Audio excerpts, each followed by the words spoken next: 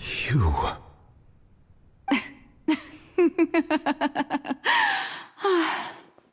Sorry. That shocked expression on your face is just too amusing. I couldn't help myself. You are not Farina. Who are you? The sweet sound of bewilderment. Marvelous. A sure sign that my attempt to deceive everyone was a resounding success. But to answer your question, I am Focalor. You know, the god. Focalor? Why did you deceive us? Oh, that wasn't my goal, of course. Goodness, no. But I had to fool everyone else too, if I was to stand any chance of deceiving the heavenly principles. Deceiving the heavenly principles? It's all because of that pernicious prophecy. Dreadful, wasn't it? Everyone doomed to dissolve. Fontaine condemned to be flooded. One was not amused. In fact, one was positively bemused when that problem was thrust upon me by my dearest predecessor. That's the former Hydro Archon Egeria, for the uninitiated. It hardly gets more disastrous than a preordained national catastrophe, now does it? She knew full well that the prophecy would surely come to pass. And as one of the seven, she also knew full well that one defies the heavenly principles at one's peril. So yes, as you have no doubt surmised, it was a rather impossible situation that I found myself in. I spent a terribly long time mulling it over, alone on the ocean floor. And I was almost growing barnacles by the time I finally realized there was only one possible solution to this confounding conundrum.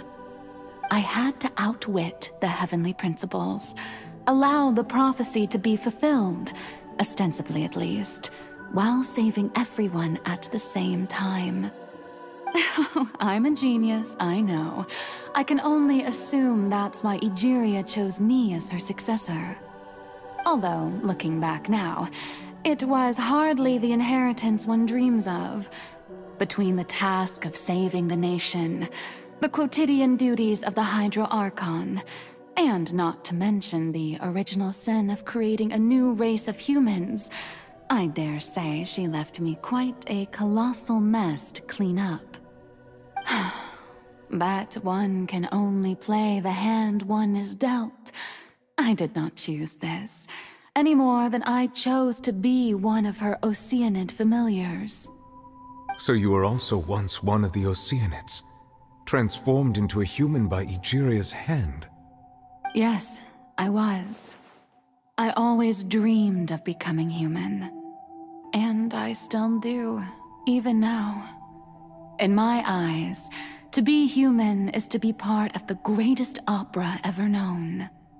After becoming a god, I separated my divinity from my body and spirit, leaving behind only a self that was as naive and bewildered as my past self on her first day as a human being.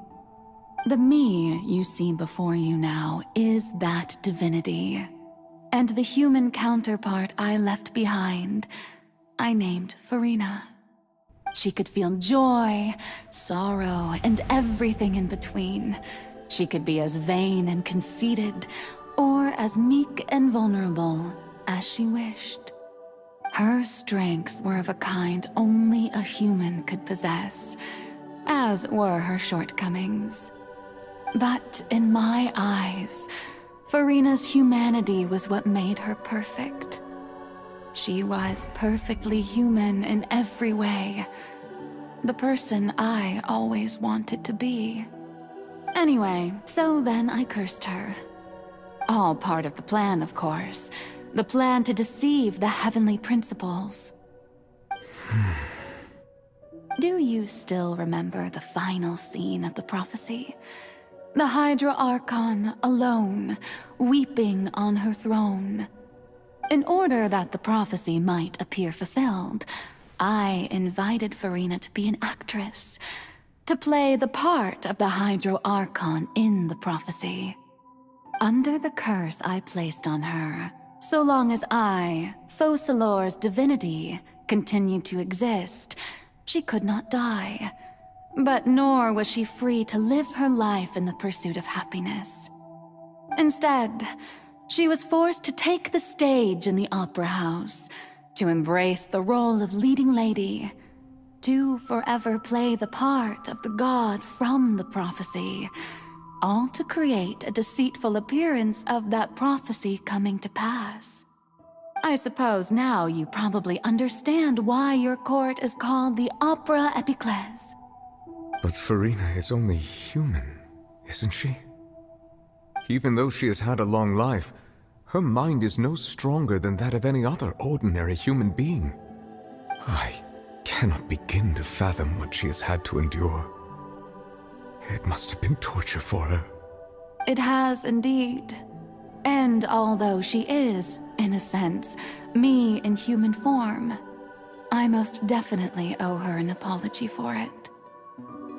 It's been 500 years, and all along, she's been playing her part in the most unimaginably long, unbearably lonely, and agonizingly painful opera of all time.